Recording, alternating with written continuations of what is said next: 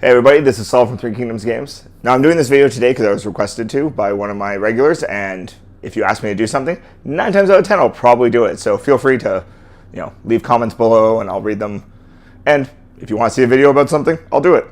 This one today is about the 5 major archetypes of Magic. Now when I'm talking about this, I'm not talking about archetypes of decks, I'm talking about player archetypes.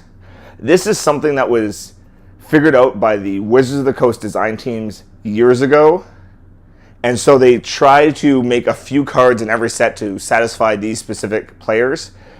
That being said, no player ever truly fits just one of these archetypes.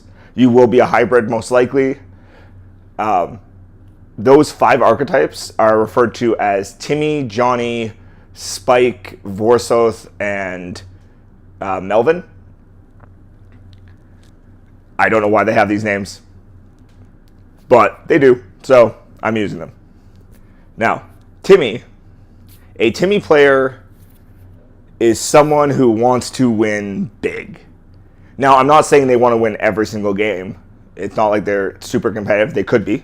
They could design a deck to do it, but they want to win big. It's not about reducing your opponent to 0 health. It's about reducing your opponent to a negative 1 billion health.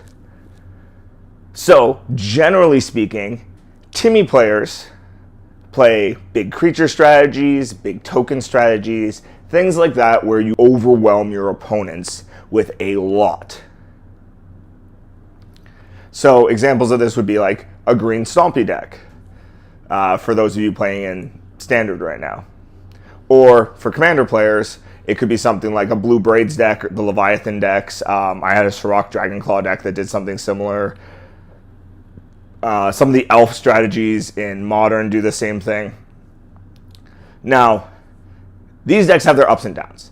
Generally speaking, when they work well. They're big, they're hard to deal with creatures. But the problem is with dealing with big creatures or big token strategies is you have to get rolling. And if you don't get the right cards at the right point in your early game, it just won't work. You miss your Land of War on 1, you miss your land ramp on 2, and suddenly you're behind a couple turns from where you need to be. So that's where those things can kind of go wrong. Plus they're usually very fragile to like board wipes. A board wipe at the right time will crush these strategies because they usually rely heavily on creatures. The next one up is Johnny.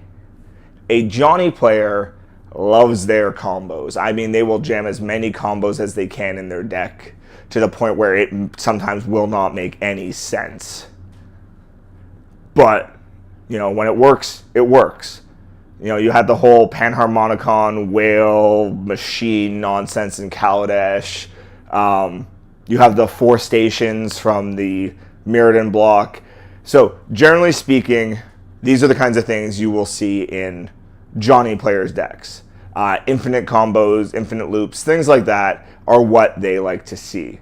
Now, technically, infinite is not a word you're allowed to use in tournaments, but an inconceivably large number loop. Now, they do work from time to time, actually pretty consistently if you build the deck right. But, and this is the big but with any of these things, you miss a card, just like a Timmy deck, just like anything else. You miss the certain cards at certain times, and your deck just will not function. It's just the way it is when you have combos that require 2, 3, and 4 cards to be specific. Now, for the spikes, that's next up. Spikes. We all know spikes. Spikes aren't necessarily competitive players, but they will always try to play a deck with a more consistent win strategy to them.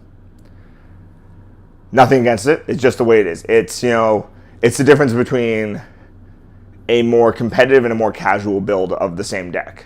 What cards they'll choose to put in there, things like that, they'll generally be the more efficient cards.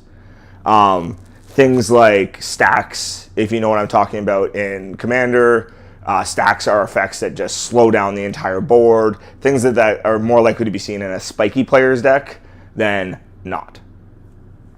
They also do like board wipes, land destruction, things like that. Things that generally aren't necessarily the most fun to deal with, but they help you with your win, so they will play these. More fetch land, mana efficiencies, things like that. That's what you'll see of a spiky player's deck.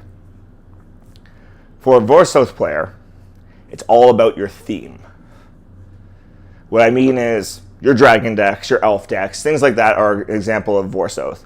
Or you can go even more abstract.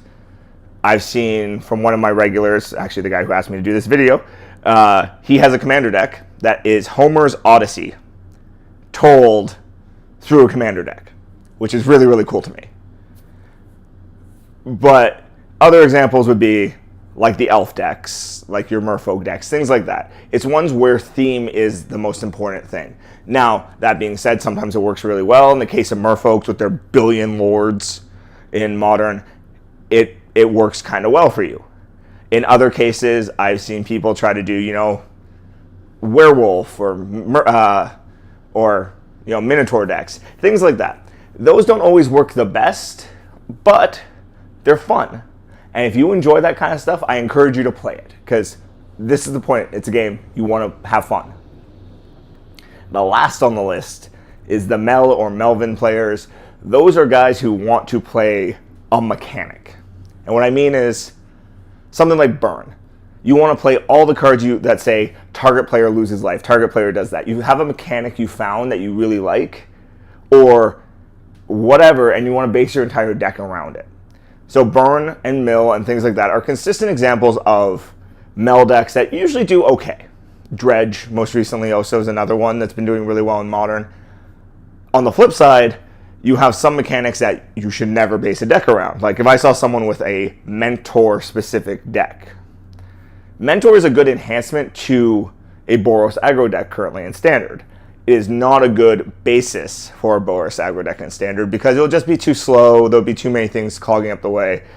Again, the mechanic could get in the way of the game if you focus too much on it. Now, those are the 5 major archetypes. So no one person is going to be just solely one of those things. You know, you'll be a mixture of like Johnny and Spike, so you want a really efficient combo-y deck, or, you know, Timmy and like Mel, so you're going to want some kind of cool mechanical big stompy deck. It's like doing a Convoke deck. Generally, those end up being a little bit of both of those. Or you might be a mixture of all three, like of 3 of these or 5 of these. It doesn't really matter. The thing is, once you figure out what you are, you'll know what you like and what you don't like. And that way you don't have to waste your time trying to build decks that might not work for you, or you might not want to play in the long run. Because there's nothing worse than investing tons of time into building a new deck and realizing you hate playing it because it's not your style. Like, I've realized the kind of style of deck I like in Modern, and so that's what I gravitate towards now. I do a lot of tap-out control. I'm not a reactive player. I like playing cards that pretty much say no to you as soon as they hit the field, not letting you, you know, not waiting for you to do something and reacting to it. So there you have it. Those are the 5 major archetypes. If you like this video, please like and subscribe to the channel. You can follow us on all major social media platforms, and that's in the description box down below. And you can follow our blogs at threekingdomsgames.com. I'll see you next time.